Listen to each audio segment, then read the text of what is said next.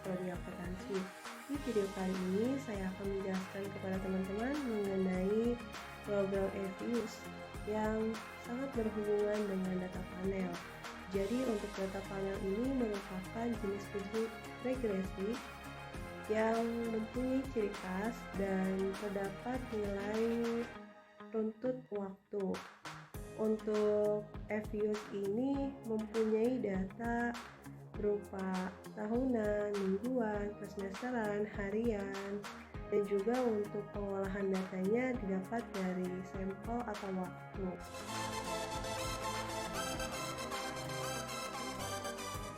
Langkah pertama untuk pengolahan data panel ini sangat cocok sekali menggunakan aplikasi EVIUS. Dengan begitu, kita akan estimasi model regresi data panel pada analisis regresi data panel. Yang akan kita lakukan ini adalah pertama, kita siapkan dahulu data-data yang sudah kita buat dalam Excel. Di sini sudah saya buatkan, ada nomornya, ada nama banknya, lalu ada tahun, ada size-nya. Nah, di sini di dalam sheet yang ada di Excel ini, sini sudah ada variabel untuk series size, terus ada series ROA, ada series DAR, ada series NPF, ada series sukuk, ada series ICR. Nah, langsung saja kita ke praktek tutorialnya. Kita buka aplikasi EVIUS. Di sini masih kosong ya. Nah, kita harus menginput data terlebih dahulu. Langkahnya itu adalah kita klik file, lalu pilih new, pilih work file, atau CTRL+N. Muncullah tampilan jendela dialog work file create. Nah, kita isi untuk work file struktur tipenya, kita isi dengan balance data panel. Untuk frekuensinya kita tetapkan dengan annual, lalu untuk start date-nya ini kita isi dengan 2012. Untuk end date-nya, tahun terakhir itu 2016. Untuk number of cross section-nya kita isi 9, karena ada 9 perusahaan. Dan untuk WF-nya ini kita isi dengan data panel.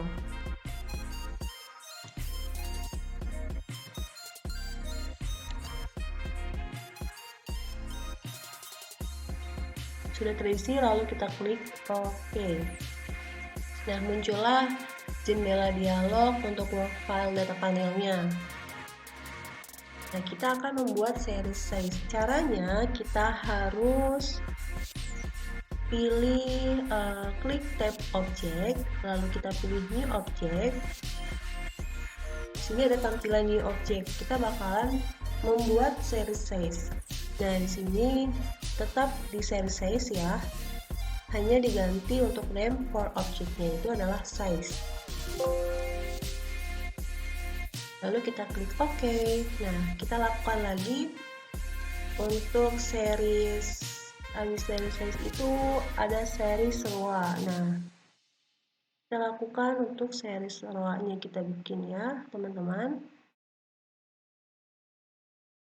ROA. Oke, lalu kita bikin yang series DAR-nya. Klik objek, lalu ini objek kita ganti dengan DAR. Oke, lalu kita lakukan lagi. Kita lihat lagi di sini NPF. Kita klik ini objek, lalu kita pilih NPF. Selanjutnya habis NPF itu apa ya? Kita lihat ada sukuk. Kita buatkan sukuknya. Kita klik objek, new objek, lalu kita ganti dengan sukuk.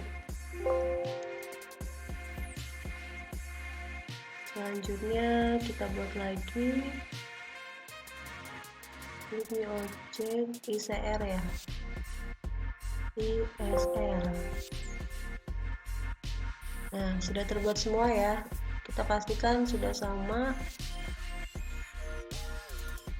Ada 6 variabel. Kita akan buka series size-nya, lalu kita klik 2 kali. Muncullah seperti ini ya. Ini adalah jendela series size untuk di data panel. Kita akan menginput dari tabulasi data Excel ini ke dalam reviews. Kita akan mengcopy paste. Langkah pertama, kita buka dulu tabulasi Excel-nya. Kita copy ya teman-teman. Kita menggunakan Shift, lalu kita tarik ke bawah. Nah, kita copy ya teman-teman, menggunakan Ctrl+C. Lalu kita lakukan ke aplikasi Reviews-nya. Nah, sebelum mempastenya, kita klik Edit dulu.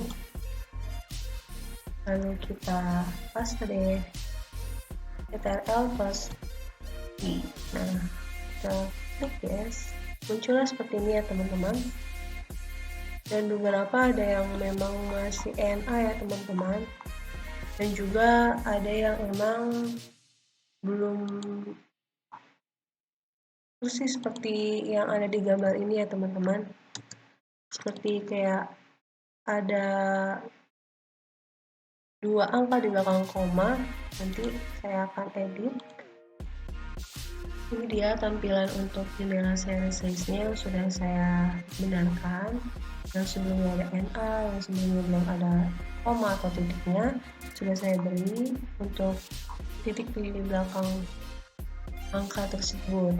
Nah, selanjutnya kita lakukan untuk di bagian row. Kita input juga sama dari data tabulasi Excel-nya. Kita masukkan ke sini ya teman-teman. Kita buka dulu tabulasi Excel-nya untuk row. Nah, dari sini ya teman-teman, kita tahan nih, kita pencet Shift sampai bawah agar terblok ya. Terus kita copy menggunakan Ctrl+C. Kita pastekan nih ke dalam series row-nya, data panel di series row. Sebelum itu kita klik edit dulu biar bisa kita paste ke dalam jendela series row-nya. Lalu kita pastekan. Nah, beberapa ada yang memang masih NA, nanti saya akan edit kembali seperti dengan series size sebelumnya, dan juga akan saya beri titik ataupun koma di belakang angka tersebut. Nah, ini teman-teman sudah saya input ya, sudah saya betulkan juga. Sebelumnya yang tadi masih NA sudah saya betulkan, yang tadi sebelumnya belum ada titik di belakang angkanya sudah saya berikan. Langsung saja kita ke yang series sedangnya, kita input dari tabulasi data Excel seperti tadi, seperti series sebelumnya, kayak series row-nya. Nah, kita buka tabulasinya di bagian sedangnya ini kita akan copy menggunakan, kita tahan Shift lalu sampai bawah agar terblok. Setelah itu kita bisa paste nih ke aplikasi Reviews-nya. Kalau sudah di copy ya teman-teman. Nah, ini untuk pastinya kita jangan lupa klik edit lalu kita paste. Nah, muncul seperti ini, kita klik yes aja. Nah, muncul nih teman-teman. Nah, sama kita juga harus betulkan lagi nih untuk NA-nya, untuk titiknya belum ada, kita akan edit lagi.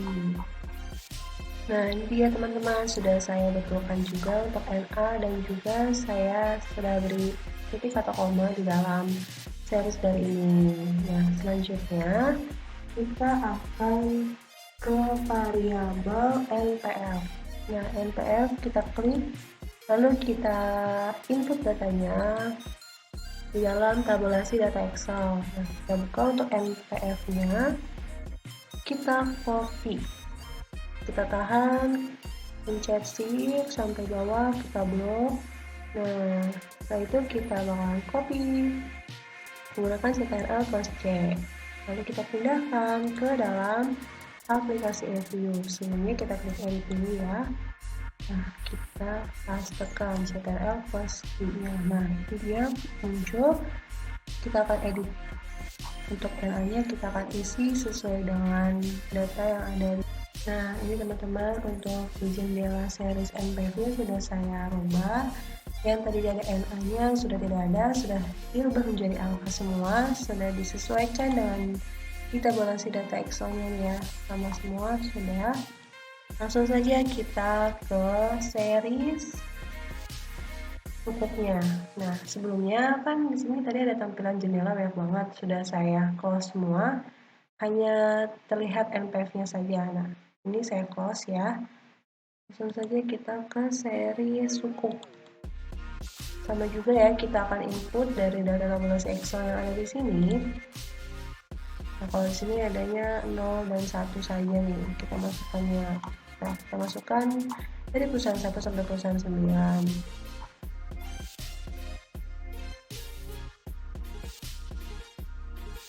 Yang pertama ini untuk perusahaan ke-1 dia subnya adalah 0. Kita klik dulu untuk ini ya, kita copy dulu dari sini teman-teman. Kita tahan dipakai shift. Kita belum sampai bawah. Nah, kita copy paste ya ke dalam program EView. Kita klik editnya dulu ya teman-teman, lalu kita pastekan. Sudah semua langsung muncul ya, tidak ada yang salah, tidak ada NA-nya. Nah, langsung saja kita ke bagian ISR-nya ya, kita buka. Nah, ini dia tampilan seperti ini. Untuk ISR ini kita copy dari data Excel-nya, kita buka. Sebelumnya nih kita hilangkan dulu, ini masih tercopy. Untuk ISR-nya kita copy ya, kita tahan pakai shift sampai ke bawahnya, kita blok. Setelah itu kita copy menggunakan CTRL plus C sama lagi ya, kita pindahkan lagi nih ke aplikasi EView-nya, kita pastekan, muncul seperti ini, kita klik yes aja. Nah, ini sudah full, tetapi masih ada NA-nya nih teman-teman, terus juga belum ada titiknya gitu ya di angkanya itu. Nah, saya akan edit ya. Nah, ini dia teman-teman, sudah saya beri tanda titik dan juga sudah saya betulkan yang sebelumnya ada NA sudah menjadi angka. Nah, langsung saja kita lakukan untuk analisis data statistik deskriptifnya, yaitu kita klik tab quick, terus kita pilih grup statistik, kita pilih deskriptif statistik, lalu kita pilih common sampelnya. Nah, ini kita isi dengan ISR, lalu size, lalu row, dar, NPF, selanjutnya cukup. Setelah itu kita klik OK. Nah, ini dia teman-teman untuk tampilan data tabel yang dapat dijelaskan bahwa observation yang digunakan dalam program ini sebanyak 75 data. Kita akan perbesar ya. Dan sebelumnya kita kan sudah menginput data nih dari tabulasi data Excel menggunakan aplikasi EView, kita pindahkan. Lalu data-data tersebut sudah terlihat di layar bahwa dari variabel ISR sampai dengan variabel suku. Nah, di sini kita akan menjelaskan bahwa di dalamnya ini untuk variabel size-nya dia mempunyai 16,38711. Dia ini mengalami terbesar dibanding dengan variabel row-nya. Untuk di Mean ini dia 0,013093 dan Untuk di bagian medianya kita lihat di variabel size-nya yaitu 16.460.00. Dia lebih besar dibanding variabel sukuknya di bagian median. Kita lihat di bagian median untuk sukuk 0,00000. Lalu selanjutnya kita lihat di bagian maksimum. Untuk variabel size-nya ini lebih besar, yaitu 18,1800000, sedangkan untuk variabel ROA-nya ini terkecil untuk di bagian maksimumnya, yaitu 0,038. Untuk di bagian minimumnya, di bagian variabel size-nya ini 14,290000, dan yaitu untuk variabel sukuknya sementara di bagian minimumnya terkecil, yaitu 0,0000. Standard deviation ini dilihat untuk variabel ROA-nya yaitu memiliki angka 1,077482, dan untuk LDR-nya memiliki tingkat risiko yang lebih rendah mengalami perubahan dibanding dengan variabel-variabel yang lain selama periode penelitian. Sementara variabel ROA-nya untuk di standard deviation-nya ini adalah 0,274207. Dalam tingkat ROA ini memiliki resiko yang paling rendah dan menunjukkan bahwa variabel ROA ini selama periode penelitian mengalami perubahan yang tidak memiliki dan tidak terlalu fluktuatif. Di bagian sweetness-nya ini kita bisa lihat untuk di variabel darnya bahwa yaitu 1,750421, dan untuk sukuknya ini adalah 2,474874. Di sini memiliki arti bahwa untuk nilai di atas 0 dia memiliki asimetris distribusi data sekitar yang tidak normal. Sedangkan variabel ISR, size, dan NPF dan juga ROA memiliki sekitar 0, yang berarti bahwa asimetris distribusi data sekitar yang bersifat 0. Untuk kurtosis ini mengukur ketinggian suatu distribusi. Kurtosis suatu data distribusi normal adalah 3. Dan bila kurtosis melebihi 3, maka distribusi data dikatakan leptokurtis terhadap normal. Bila kurtosis kurang dari 3, distribusi datanya datar atau flat kurtis dibanding dengan data berdistribusi normal. Untuk variabel dar dan sukuk memiliki nilai kurtosis lebih dari 3, yang berarti bahwa ketinggian distribusi data tidak normal. Sementara variabel ISR, variabel size, variabel ROA, dan variabel NPF memiliki nilai kurtosis kurang dari 3, yaitu berarti bahwa ketinggian distribusi data bersifat normal. Oke, langsung saja kita akan estimasi model regresi data panel. Langkah pertama, kita klik tab Quick, lalu kita pilih Estimate Equation. Muncullah jendela Equation Estimation. Nah, di sini untuk specification-nya ini kita isi dengan ISR, C, terus size, ROA, dar, NPF, lalu sukuk. Nah, setelah itu untuk tampilan metode ini tetap, sampelnya tetap. Lalu kita isi di bagian panel option ini. Untuk close sessionnya tetap 0. Lalu untuk periodenya kita isi 0 juga. Dan untuk GLS wax-nya ini kita isi non-wax juga. Untuk covariance metode ini kita isi dengan ordinary. Lalu kita klik OK.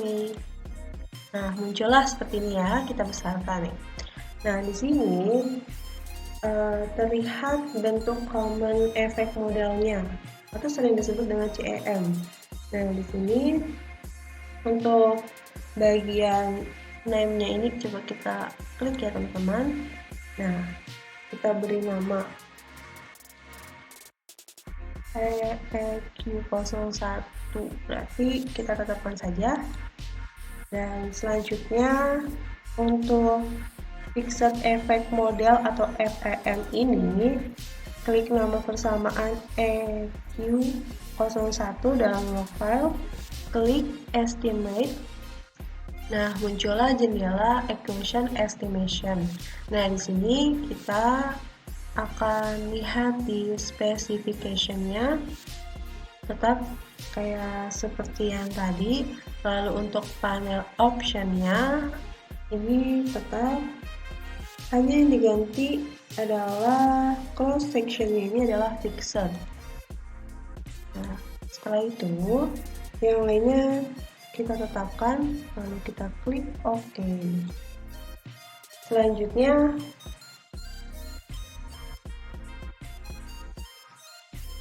untuk random effect model atau FEM, klik nama persamaan EQ01 dalam log file ini, klik estimate. Nah, lalu kita buka di bagian panel option-nya, kita ganti di bagian cross section ini menjadi random. Lalu yang lainnya tetap ya, tidak berubah. Setelah itu kita klik OK. Nah, muncullah data estimasi model regresi data panel yang sudah ada di layar ya teman-teman. Semoga video ini bermanfaat, dapat dipahami oleh teman-teman semua, dan maaf jika ada kurang kata-kata yang memang kurang dipahami dan kurang tepat dalam penyampaian saya mohon maaf. Selanjutnya saya akan membuatkan video mengenai teknik pemilihan model regresi data panel menggunakan aplikasi EViews juga. Jangan lupa untuk ditonton video berikutnya. Terima kasih.